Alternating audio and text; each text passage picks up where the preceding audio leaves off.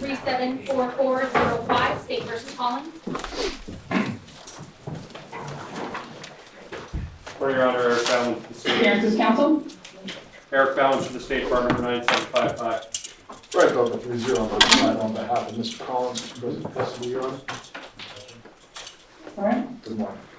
All right, gentlemen, at the entry of plea, there was an adjudication and the defendant had properly surrendered and has been serving time. Is that correct? That is correct, Your Honor. Correct.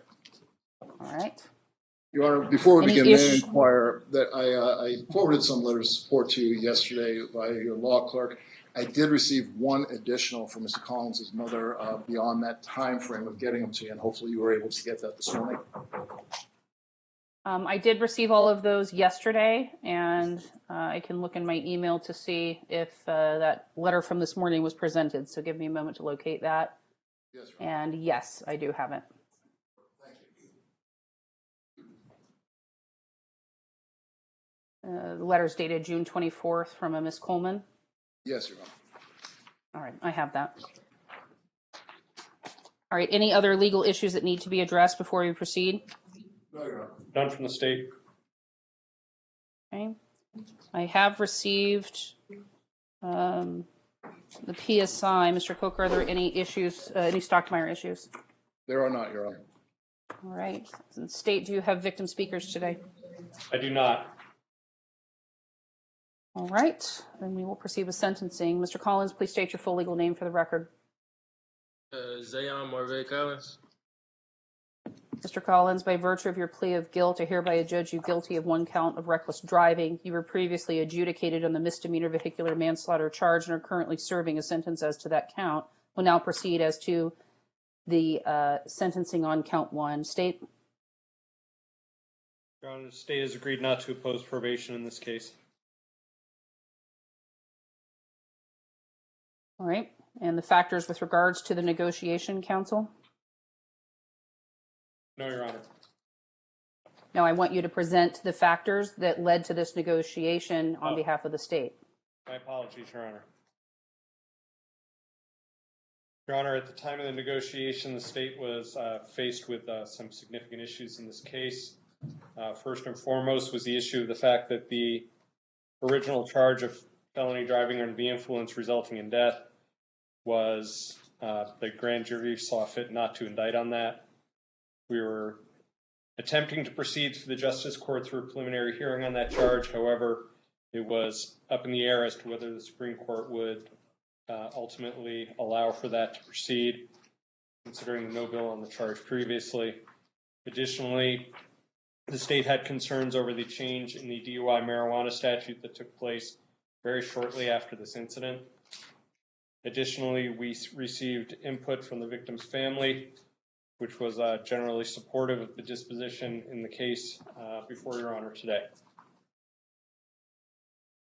All right. Any requests by the state as to any terms of that probation that you have stipulated to? No, Your Honor, other than the what is standard. All right. Thank you for that. Mr. Collins, you have an opportunity to address the court. You're not required to do so, but now's the time if you wish to be heard.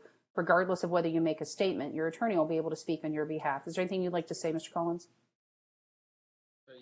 Hello, Your Honor. I'd like to start off by sending my sincerest apology to the family that was involved and impacted from this accident.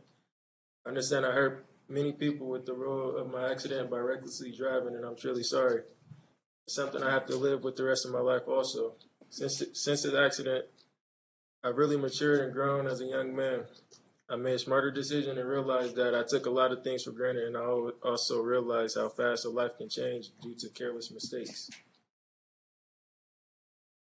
One day, I hope to tell my story to the youth and teens and maybe even start my own program teaching kids how to make smarter decisions on the road so that they don't make the same mistake as I did.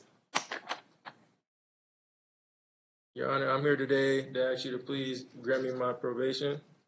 I've never been a troublemaker, and I plan on keeping it that way for good. And I promise to stay out of trouble like I have, and I'm ready to start moving forward with everything. And lastly, I want to give another apology to the family. I'm truly sorry, and I keep your family in my prayers daily. I hope you can forgive me one day. Thank you, Your Honor. Thank you, Mr. Collins. Mr. Kocka? Thank you, Your Honor. And Your Honor, I know that this case came before you, and initially you had some questions regarding the resolution, which Mr. Bauman put on at the time of the negotiation in this matter, as again stated before the court today. Two things. One, legally, yes, there were some hurdles in this case that resulted in the negotiations being presented to the court as they are. Number two, in putting the legal concerns aside, I'm always at a loss sometimes for words in cases like this one, because these are the parts of the cases that I, as a defense attorney, need to stand here. The prosecutor has to stand here, and I know that you have to render a decision on. They're extremely difficult. It's a case with the most dire of consequences, but the factors that led up to those dire consequences, I believe sometimes need some fleshing out and some understanding.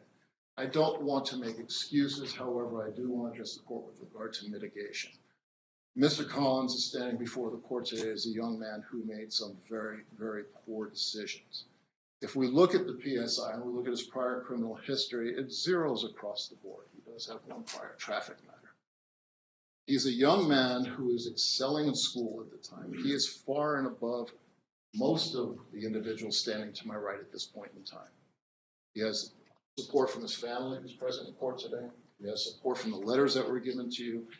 He's in a position where he will, once he puts this behind him, will excel in his education. And the key factor I heard him say this morning is his desire to start talking to youth within his own age of making decisions which don't jeopardize the community.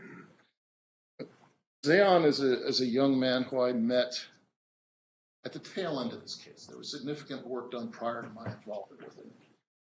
But for the limited time that I've known Zaon, I've seen him to truly be the individual that he has presented himself to you today as a very responsible young man who made a bad decision.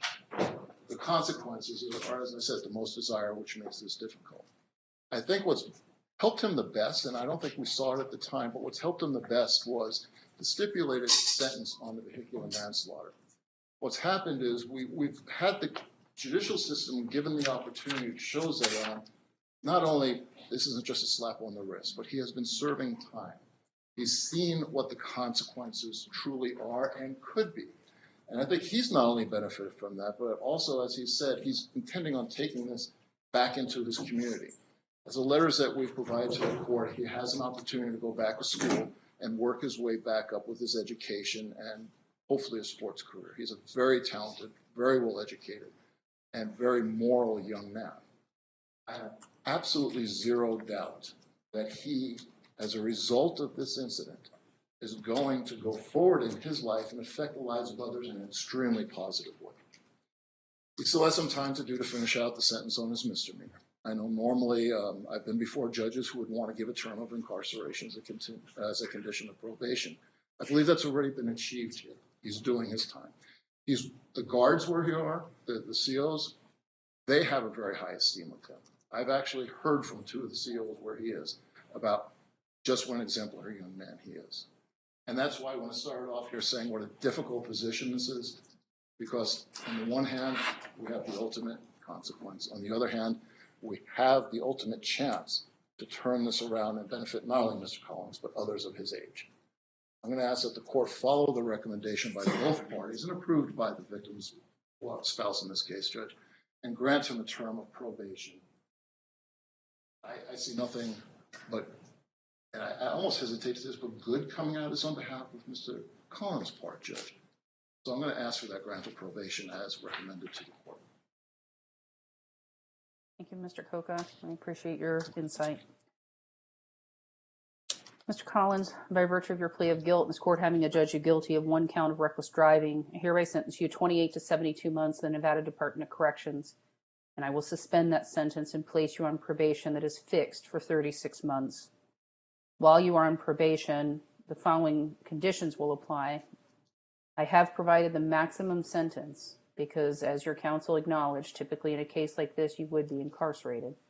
But I'm going to trust, based on what you have demonstrated to the court since this case started, and your words today, as well as what the district attorney's office has conveyed, is the hope that you will take this opportunity and grow from it and make amends. You cannot bring anyone back to be whole, but you can prevent other things from happening. And I'm going to give you that opportunity on probation to do exactly what you've said you're going to do.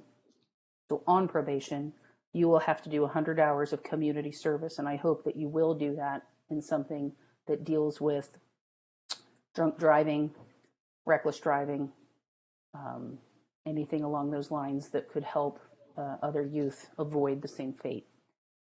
I'm not going to restrict that, but I certainly would encourage that, as I think that would help you as well. I also saw in your PSI that this incident has caused you some mental health issues, which I can only imagine. And so we're going to get a mental health evaluation and get you some counseling and some treatment to help you deal with the ramifications of what has occurred here. All right. Also going to do a substance abuse evaluation, and you need to go and get both of those done. You're going to get a referral from your P&P officer to mental health, for mental health and substance abuse. It can be all in one if there's a treatment program that's appropriate, but you need to get the evaluations completed separately and bring those back to the court and show proof. Given what is his estimation expiration date on the count 2 sentence? I believe I don't have the exact date, but I believe it's the first, second week in August, Your Honor. All right. So we'll set this for a status check on compliance of those evals for substance abuse and mental health late September. That'll give him plenty of time to go to P&P, get the referral, and get the appointments done and come back in and show the court that he's finished those evaluations so that we can see what the treatment plan would be.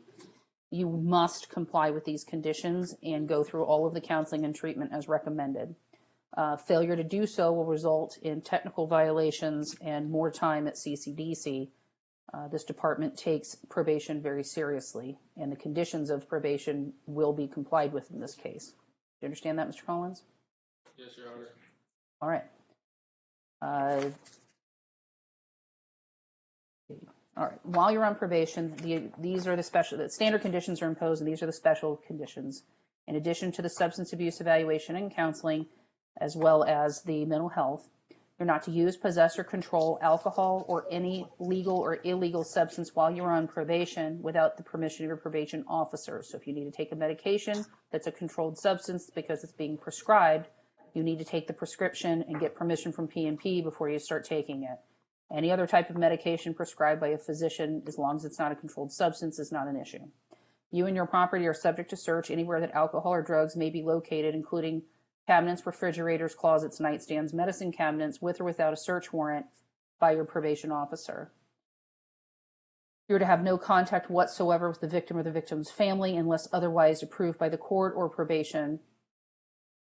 You and your digital storage media are subject to search. What that means is you must provide your digital storage media and digital storage media that you have access to or use, including computers, handheld communication devices, and any network applications associated with those devices, including social media and remote storage services, to a search, and you shall provide all passwords, unlock codes, and account information associated with those items with or without a search warrant by the Division of Parole and Probation or its agent. So your cell phone, laptop, iPad, any electronic device you have, you need to give your password to your probation officer. They want to inspect it because we want to make sure that you're living soberly and you're not communicating with anyone trying to obtain illegal substances. You also will comply with any curfew if it's imposed by P&P. If you have not already completed your high school diploma, you need to do that while on probation or get a GED vocational equivalent or enroll in some type of secondary form of education unless you're full-time employed. So what that means is you're going to better yourself while you're on probation. You're either going to be working full-time or you're going to school full-time. Understood? All right. Any other conditions of probation that the state would like to see? No, Your Honor. All right. I also understand that there had been a stipulation for restitution. However, I did not see in the PSI that restitution was calculated. State, what is your position on the restitution? Your Honor, I have no further information on that at this point. I just submit it. My understanding is there is an ongoing civil suit. And the civil suit will resolve any of the outstanding claims of the victim for restitution? I believe so, Your Honor, yes. Mr. Kocka? It's my understanding as well. All right. Based on that, then the court will not impose restitution in this case. There will be a $25 administrative assessment fee, $3 DNA administrative assessment fee, $150 DNA fee, and there will be a fine. The court is required to impose a fine in this case, and I'm going to impose a fine of $3,500, all of which is to be paid during probation. Upon the expiration of your CCDC sentence on count 2, you will be released from custody as estimated sometime in early August. You will have 48 hours to report to PNP, or 2 business days to report to PNP if you're let go on a Friday. In order to start your probation, Mr. Collins, you need to promptly appear. Failure to report timely, failure to get your mental health evaluation done, and failure to do the substance abuse evaluation will result in you being incarcerated. Do you understand that? Yes, Your Honor. All right. We'll see you back here then late September. Madam Clerk with the date. Status check is going to be September 28th at 9 a.m. Thank you, Your Honor. Thank you, Your Honor. All right. Good luck to you, Mr. Collins.